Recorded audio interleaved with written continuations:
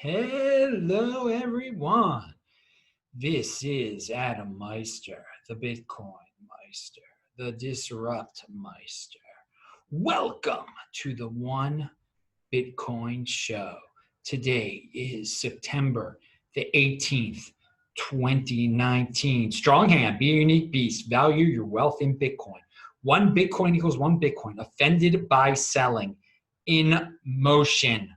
All right, check out the links below. Follow me on Twitter, TECHBALT. Hello, my elite friends. How are you guys doing tonight? Let's start off with a positive tweet from Mizir Mahmoudov. Bitcoin is one of the very few sources of truth in the modern world. In the world filled with fake news, clickbait, data breaches, sponsored ads, phishing attacks, user data monetization, crony capitalism, bailouts, Bitcoin stands out. It doesn't try to manipulate you. Very good point. Bitcoin is a security truth machine. This is a key Bitcoin value proposition in this world where there's so much lies. Where there is little truth, I guess. In a world where there is little truth in the modern world. You don't know what news is real. There's all this clickbait, phishing attacks you're getting every day. You know that the Bitcoin blockchain is true. There is value to that. There is value to that in this world where there is not, I mean, you can't validate anything today. What just happened there? Who really did that? Oh, who knows? Bitcoin, it's all there in black and white. The numbers don't lie. Pound that like button. Just another reminder, friendly reminder of the value proposition of Bitcoin. Okay, so let's talk about lies. Altcoins. Yeah, some altcoins lie. Of course they do. But let them do what they're going to do. We're big boys here. Some of you have pointed out to me, well, the altcoins are surging lately. The Bitcoin dominance has gone down to 67% or 68%. You don't let something like this tempt you into giving up your precious Bitcoin, okay? Sure, Bcash and Ripple and Ethereum, they pumped lately. Are you going to buy Bcash? I mean, are you going to say, oh yeah, I don't want to FOMO on B? That makes absolutely no sense in the world. So something like this should strengthen your hands, okay? We talk about having strong hands when the Bitcoin price is going up and when the Bitcoin price is going down. Well, yes, you also have to have a strong hand when odd things like this happen, when Bcash goes up for no reason whatsoever, just because people are diversifying into it for some reason. You cannot predict. If people say, oh, it's so easy, Adam, you buy the altcoins when they're going up, and then before they go back down, you sell them and you get more Bitcoin that way. That's easier said than done, dude. You have no idea what altcoins are going to pump, when they're going to pump, when they're going to crash. I mean, we've been through this before, guys. Short-term memories. You don't remember? They all pumped, and then they all dumped big time, and people are holding a lot of bags to this very day. They're still holding all sorts of altcoin bags. So this is just another temptation for the weak hands. Just because some top tier altcoins are pumping because they're top tier altcoins, doesn't mean you should give up your precious Bitcoin for Bcash or Ripple. God forbid. Pound that like button. All right, so let's talk about some altcoins here, and one that I don't think is a top tier altcoin. I think it's, if it's a second tier altcoin, but it's close. It's got its cult. You know what I'm about to talk about here, people. And I usually do not talk about some of these drama type of situations. That trial that went on with Fake-Toshi and the family of a dead guy in Florida. I really didn't talk about that much. But Alistair Milne, a guy I follow on Twitter, and all of you should follow, it's linked to below, his tweet thread about the so-called settlement between Fake-Toshi and who's the guy, Fake-Toshi is a big BSV guy, as you know, and billionaire Calvin is also a big BSV guy. And there's the lawsuit that Fake-Toshi basically lost, that he's supposed to give up all of his all of his Bitcoin, which he has none of, to this guy Kleiman's family. And so they're working on a settlement. And if you ever get worried about this settlement, if it ever makes you think that, oh, maybe fake Toshi really is Satoshi, go to this thread and you will see the logic behind this settlement and how this settlement is probably going to end up. And this is actually smart on the part of Calvin, Air, and fake Toshi. This is actually a good plan. They are going to use all their followers and they're going to use the hype machine. They're going to use the 80%ers to their advantage. And they're going to make a profit, or at least Calvin is going to make a profit off of this thing, big time, off of this whole ridiculous situation, this whole lawsuit. And maybe this was their plan from the beginning, to get involved with this lawsuit for what Alistair Milne described. So I'm going to read you part of it, but you've got to go check out this Alistair Milne thread. For what it's worth, here's my thoughts and predictions for the Kleiman versus fake Toshi settlement. Firstly, a settlement is only happening because fake Toshi is losing the case and does not want to be further exposed as a liar/fraud, i.e. he cannot pay the Bitcoin. Funded by okay, so this is going to be funded by the billionaire Calvin, this settlement, by the way. Fake Toshi's side will insist on a settlement with Kleiman's estate that he is Satoshi. So Kleiman's estate will have to say that in a statement.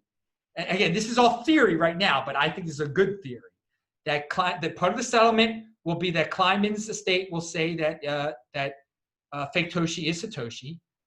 Fake Toshi's side will insist on Kleiman's side remaining silent and playing along going forward.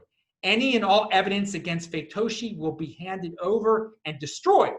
The settlement will be lauded as evidence that fake Toshi is Satoshi, potentially inflating the BSV price significantly. Now that is very important point of all of this. So the cult will believe anything, and they'll be.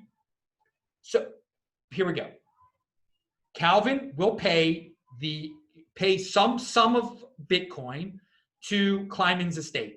Kleiman's estate will say, well, there's fake Toshi is really Satoshi. We're not talking about it anymore. We've gotten our Bitcoin. We're happy. We're not saying even how much it is. That's it. We're never talking about this again. So then they will celebrate. See, fake Toshi will say, see, look, they said it. We settled. And Calvin Air will also say, look, I was right. He was fake Toshi is Satoshi. And now obviously BSV is really Bitcoin, God forbid. And BSV price will pump because 80%ers will believe it. All of their mad cult members will believe it. So it will be very much worth Calvin's while to pay the Bitcoin, because his BSV holdings could triple in value, and he'll just slowly sell that off to compensate himself, and then in the long run, fake Toshi wins because he'll have some guy out there that people will believe, they shouldn't, just because of what I just said, that saying he is Satoshi. So let's see if Alistair Milne gets this right, if this is what's going to happen. I think it is a very solid theory. I think it's very much worth Calvin's money to do this. And why? Because he holds a lot of BSV. He's in there deep now. Why not pump his BSV by paying off Kleiman? Why not? So, because the suckers are going to believe anything out there, the 80%ers.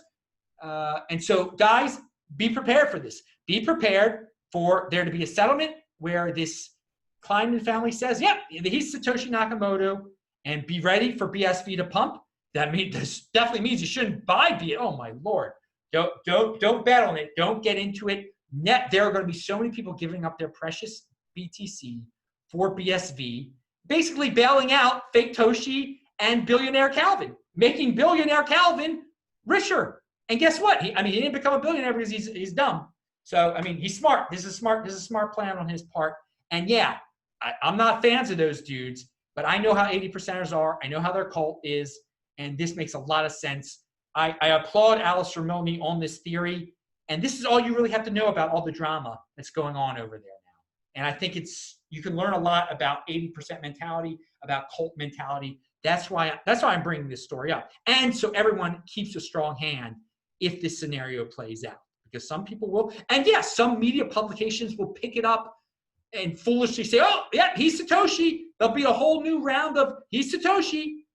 It's just foolishly when it's so obvious. So it's very much worth the investment of Calvinaire to pay off this family through pretending that it's really fake Toshi paying it off. It won't be. Fake Toshi has no Bitcoin at all. So moving on, pound that like button. A CoinDesk article. I mean, you guys have all heard what I'm about to say here. The Van Eck SolidX withdrawal of the Bitcoin ETF proposal. Not a shock because they're starting something that's like a Bitcoin ETF. They're saying that I think they're implying that they're going to still try to do it one day, maybe. All right, it's over for now. The SolidX Van Eck Bitcoin ETF. Okay, there's going to be a Bitcoin ETF one day. The Bitwise people still are looking to get approved in October. I wouldn't bet on it, but we all know it's going to happen one day. Long-term thinking, guys. Defer gratification. Yeah. So Van Eck isn't happening. Okay, great. Move on. There's other things. There's the halving coming up. I mean, there's other things you can worry about in the Bitcoin space. That's the awesome thing about Bitcoin. Lots of stuff going on. So. And it's not, there will be, we'll look back on this in 2025, 2023 and laugh because there'll be plenty of Bitcoin ETFs by then. We've got this very short time span that we're looking at here. We've been talking about this, since 2017? It will pass. It will happen. And there'll be other ways, other financialization of Bitcoin that's going to bring big money into the space besides ETFs. Just be in the space. Own your Bitcoin before they own Bitcoin. They own some Bitcoin. Because they're not going to own Bitcoin. They're going to own some Bitcoin. No one can own all Bitcoin. I don't want to put that out there. All these crazy conspiracies. Yeah, Wall Street will control Bitcoin. No, they won't. Anyone can get into it. This is where the big boys play. Don't make up pre-excuses why you didn't get into it. Because, Wall Street owns it. No. Oh, excuses. Another great Alistair Milne tweet. In about 32 days, the 18 millionth Bitcoin will be mined, leaving just 3 million, 14.3% left. Great point, and I'm glad you figured it out that it's going to be in 32 days. Hang on one second. I had to blow my nose there, dudes. Pound that like button. I had a little itchy up there. What's this? The Block Crypto has an article. Oh, this is a great one. It feels like I've heard this before, because I basically have heard this before. North Korea is developing its own cryptocurrencies. Dudes, do we have to hear this for every country? China's developing its own cryptocurrency.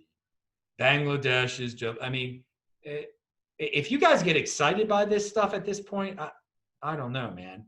It's like 1997 when every company was saying, we're developing our own intranet. That's how we're going to look back on this one day.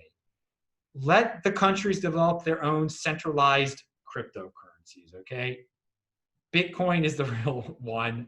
Maybe it will lead some people into Bitcoin, but guys, get used to it. All the companies developed their own intranets in the 90s, and it was pointless because there's just the internet.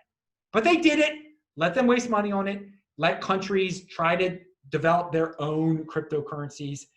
But it's not really that news. And I know North Korea is this backward place, and they get in the news a lot because they've got nuclear weapons and they make all sorts of, they got a crazy leader who, just kills his own city. This is a horrible person. But all the countries are doing it. You don't have to tell me every time a country does it. I'm just going to assume they're all basically going to try to create their own cryptocurrency at some point. Great. That means you should own Bitcoin. That's the real thing. You can't beat the real thing, baby. Pound that like button. disruptmeister.com, all over 1,400 of my videos that I've been in that deal with Bitcoin. I linked to below Bitcoin and Markets. That's Ansel Lindner's podcast. He has a glossary of terms. Very helpful stuff. Good job. Good resource. It's linked to below. Here is an older article that Nick Carter tweeted out that I didn't know about. It's from May 17th of 2019. How cryptocurrency will transform migration. And it goes way beyond digital nomadism, okay? Because being a digital nomad, yeah, Bitcoin helps that a lot. That it's going to empower a lot of digital nomads. It's going to give people a lot of freedom to live in one country sometime, live in another country. But this goes it's got a lot of good golden age ideas in it, okay? About cryptocurrency transforming migration. Just it gets deep. It gets deep. So check it out. Might be a little bit too deep for some people, but it's way beyond digital nomadism. I'll give them that. So that's cool. That's cool. And that's all. This golden age that we're entering, this next decade, people are going to come up with all sorts of ways of using Bitcoin to attain new forms of freedom and new lifestyles that we can't even dream of right now. I mean, I still have people asking me, like, how do you travel? It's so expensive, Adam. No, it's not if you plan. Not if you save. Not if you never go out to eat and cook your own food. A lot of other things too. You know, deferral gratification, people. You can still have a lot of fun if you don't, get drunk and spend $100 every night on food. Oh God! But I mean, that's got to be a 20%er to understand, to actually incorporate deferral of gratification in a practical way into your life. Moving on, and saving over spending, it pays off, baby. Gives you a lot of financial confidence. It's awesome. You don't worry when you got that Bitcoin backing you up. You have nothing to financially worry about when you've planned well with your Bitcoin.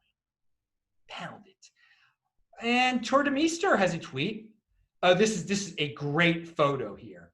He says, which option appeals to millennials / Gen Zers? And it's a photo of $1.5 billion worth of gold, which is a bunch of these gold bars, versus $1.5 billion of Bitcoin, which is just a QR code.